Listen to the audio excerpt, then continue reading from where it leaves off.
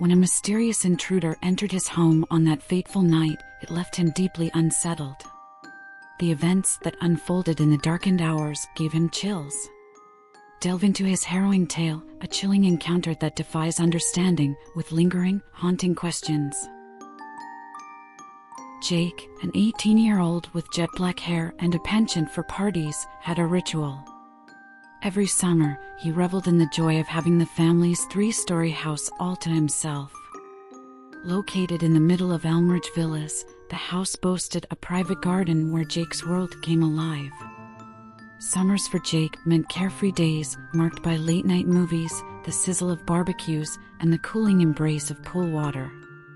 The smell of grilled meats, the taste of alcohol, and the sound of laughter filled the air. It was the ultimate teenage dream, a place where rules evaporated, and Jake was the king. He wasn't alone in his summertime kingdom. A close-knit group of friends, all around his age, frequented the house. Mia, a spirited girl with an infectious laugh. Lucas, who always carried his guitar, serenading the group during those endless nights. And then there was Ethan, the prankster, who had an uncanny ability to turn every situation into a hilarious adventure. However, as days turned into nights and nights into days, the looming reality that his parents would return soon gnawed at him. Jake decided the parties had to stop, and the house needed to return to its usual orderliness. But cleaning up after a wild week was no easy task. Late one evening, while Jake was on the top floor, an old tune from his father's record collection played in the background. As he hummed along, ensuring every window latch clicked securely in place, a noise sliced through the melody. It was a sound alien to the familiar summer symphony.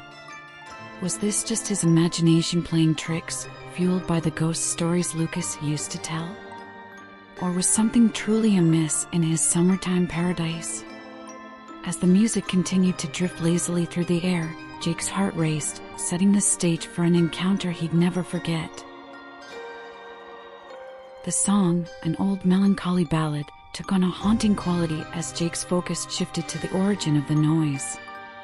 With the weight of each step, he approached the window, glancing out into the dimly lit garden below. Moonlight filtered through the tree branches, casting dancing shadows on the lawn.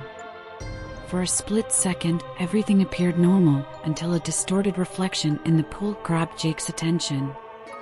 A chair, previously placed perfectly by the poolside, now floated ominously on the water's surface. Jake's breath caught in his throat when he spotted him, a silhouette, tall and menacing. The man, clad entirely in black with a hat obscuring his features, stood at the edge of the pool. What chilled Jake the most was the man's behavior. He raised an arm, moving it in strange, jerking patterns, as if laughing silently at some unseen joke. "What the hell?" Jake murmured, pressing his back against the wall beside the window. Who was this man? What did he want? Jake's mind raced, thinking of the doors he might have forgotten to lock. From the dim light of his bedroom window, Mark could just barely make out the shadowy figure by the pool. The intruder was not merely content with tossing a chair into the water. He stood eerily still at the edge of the pool, his silhouette distorted by the ripples in the moonlit water.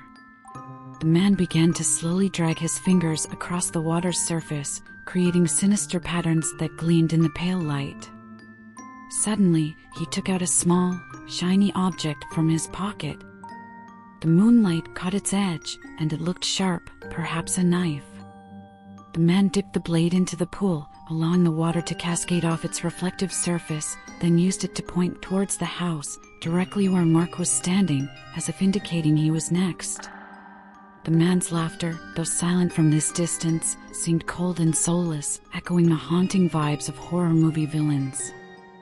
Then, tilting his head in an unnerving manner, he started moving rhythmically, swaying to a soundless tune, his dance grotesque and out of place. The shadows cast by the pool lights made his movements look even more distorted and unnatural. Gathering courage, Jake shouted, "Hey! Who are you? What do you want?" hoping against hope that it was just Ethan playing another one of his pranks.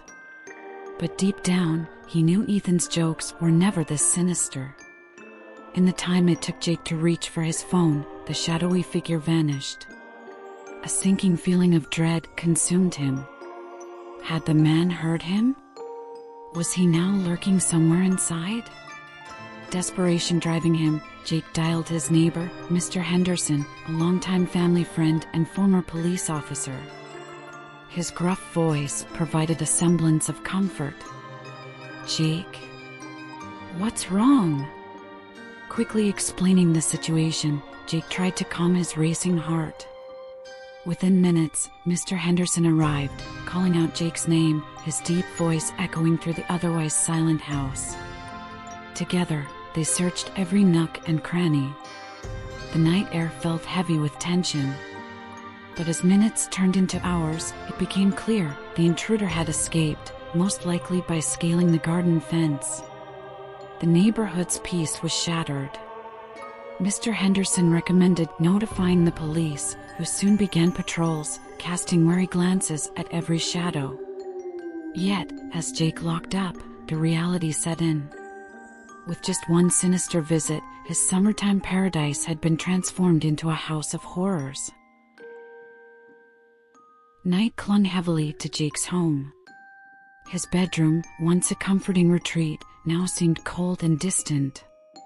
The soft hum of the outside world was punctuated only by the distant chirping of crickets. Jake, with wide, haunted eyes, replayed the night's events. The image of the shadowy figure's strange dance by the poolside seemed permanently etched into his mind. What did the intruder want? Was it just a harmless prank or something far more sinister? Unable to bear the weight of solitude, Jake called his friends. Ethan, Clara, and Zoe arrived swiftly, concern evident on their faces.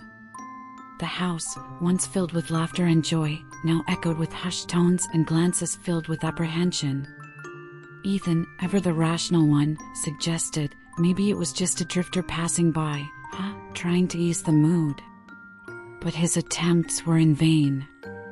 The house had lost its warmth and innocence. Clara, with a shiver, shared her recent experience. "Just last week, Zoe and I felt like we were being watched when we walked back from the movies." Zoe added, "Yeah, it felt like eyes were on us the entire time. It was creepy." Mr. Henderson, feeling responsible for the young souls, decided to stay. Together, they settled in the living room, trying to reclaim some semblance of normalcy. Movies played in the background, but no one paid any attention. As dawn approached, a newfound determination grew within Jake. He wouldn't let fear dictate his life. The morning sun cast away the shadows, and with it, some of the previous night's terror. But the experience left a scar. For years, even the slightest noises would make Jake's heart race. The once beloved home now bore the weight of that haunting memory. The figure by the pool remained a mystery. Questions lingered, and whispers spread throughout the town about the phantom of Elmsworth Lane. And while life moved on, the chilling event of that summer night became a legend, echoing in hushed stories and cautionary tales.